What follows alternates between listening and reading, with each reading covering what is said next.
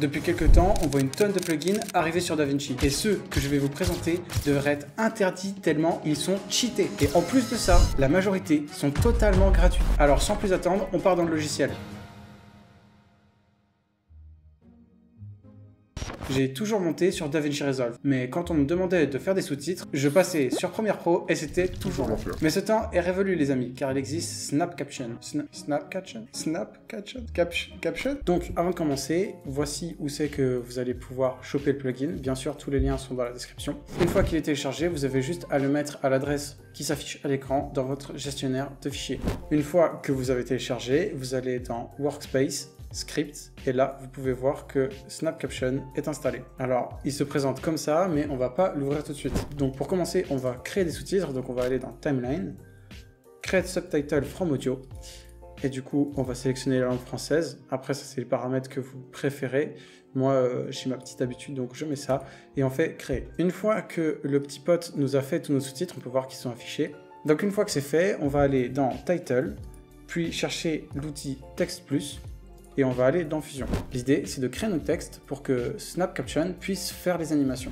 Donc voilà, on a pu rentrer dans la template. J'ai pu aussi également changer la police. Je vais lui appliquer une bordure grâce à l'outil numéro 2, Outline, et je vais choisir la couleur noire. Avec Thickness, je peux ajouter de la profondeur à la bordure, et bien sûr je coche Outside Only parce que c'est plus joli comme ça. Donc maintenant il faut animer notre texte, donc on va lui mettre un transform. On va faire un truc assez simple, l'idée c'est que vous compreniez comment ça marche. Donc pour ça on va utiliser la taille du texte, donc un petit bounce classique. Donc on peut voir qu'il y a un petit bounce qui arrive, voilà. Donc maintenant qu'on a fini notre animation et qu'elle nous plaît, on va retourner dans le mode edit.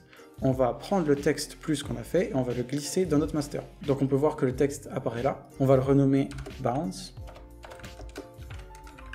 Hop, et une fois qu'on a fait ça, on va créer un nouveau bin, un nouveau dossier qui va s'appeler Snapcaption.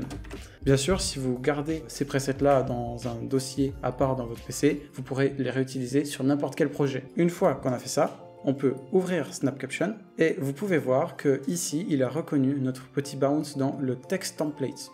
On choisit la colonne sous-titre numéro 1, qui est celle que nous a fait DaVinci. Du coup, une fois que c'est fait, on clique sur Generate, et vous voyez que le logiciel a créé des sous-titres avec l'animation. Donc voilà comment utiliser Snapcaption. Il est super utile, il vous fait gagner beaucoup de temps. Ce qui reste à faire, c'est juste d'ajuster l'orthographe, et ensuite vous avez un sous-titrage avec des animations un petit peu stylées qui sont prédéfinies et qui vous font gagner un temps de malade.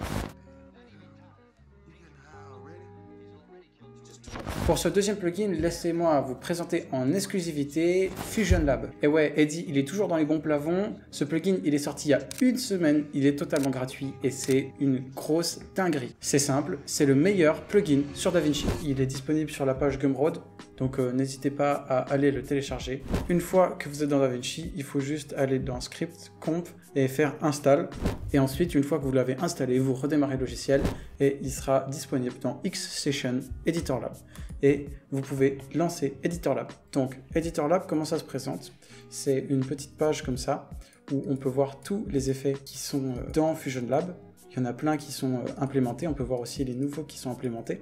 Donc par exemple du glow ou alors des effets de VHS, des luttes, n'importe quoi. Donc par exemple ici on peut utiliser par exemple Flamme, qui est un truc pour faire des générateurs de flammes. Je clique sur Update. Et une fois qu'il est téléchargé, j'ai juste à aller dans mon Fusion, faire CTRL espace pour chercher un effet et taper flamme. Et vous voyez que flamme est téléchargé. Et quand je clique dessus, j'ai mon flamme qui est directement là et je peux le mettre dans ma compo et les flammes apparaissent à l'écran. Donc en fait, c'est un gain de temps qui est colossal sur tout ce que vous avez envie de faire. Donc sur n'importe quel effet, ici par exemple, il y a moi, j'ai envie de faire un effet un peu rétro pour dire que c'était dans le passé n'importe quoi. Je lance Editor Lab, je vais dans par exemple VHS, je cherche un effet de VHS un peu rétro, celui-là me paraît pas mal, ok, et ben je le download, et une fois qu'il y a marqué Down, je vais, pareil, Média 1, je clique dessus, je fais CTRL espace, je mets VHS, paf, et mon effet de VHS est disponible. C'est un truc vraiment pratique. Il faut aussi savoir que les créateurs du plugin mettent à jour un petit peu tout le temps le plugin pour qu'il y ait un maximum d'effets qui soient dans la bibliothèque. Donc je vous invite à le télécharger et à un petit peu regarder tout ce qu'il y a. Je suis sûr qu'il y a plein d'effets qui vous seront utiles et qui vous feront gagner un max de temps. Le saviez-vous, mais AutoCut est disponible sur DaVinci depuis moins d'un mois. Bon, celui-là, la majorité des gens le connaissent, donc je vais pas trop en parler, mais deux choses, ça va 5 fois plus vite que sur Premiere Pro, et je sais pas pourquoi, j'ai payé que la licence de base, et ils m'ont donné la version premium. Donc profitez-en, mais... Petite preuve à l'appui que AutoCut sur DaVinci, c'est vraiment de la patate. Donc j'ai lancé AutoCut, ici je clique sur Silence, je fais couper les silences avec les paramètres que j'ai définis qui sont les bons pour moi. Et vous pouvez voir qu'il commence déjà sans perdre de temps à couper tous les blancs. Et voilà, le dérush a été fait en 29 secondes. Et vous pouvez voir que c'est plutôt quali, il a tout bien coupé. Donc franchement, c'est vraiment le boss. Merci AutoCut d'être venu sur DaVinci, vous êtes vraiment les rois. Pour finir, je vais vous présenter un plugin qui est super facile à prendre en main et qui est pourtant super utile. Donc voici le dernier plugin, il s'appelle Magic Animate. Vous pouvez le télécharger sur le site de Mr. Alex. Une fois téléchargé, celui-ci il va se retrouver directement dans les effets. Zoom in, MACT, transition anime. Donc on le glisse et on le dépose sur un rush et ça fait une animation de zoom. Ça, vous allez me dire, c'est plutôt classique. Dans nos effets, on aura un contrôlable qui va nous permettre de choisir toutes les options. Par exemple, si on veut faire un zoom in et un zoom out. Ce qui est pratique dans ce logiciel, c'est la petite croix que je suis en train de faire tourner. Pour la voir, vous avez juste à activer le Fusion Overlay.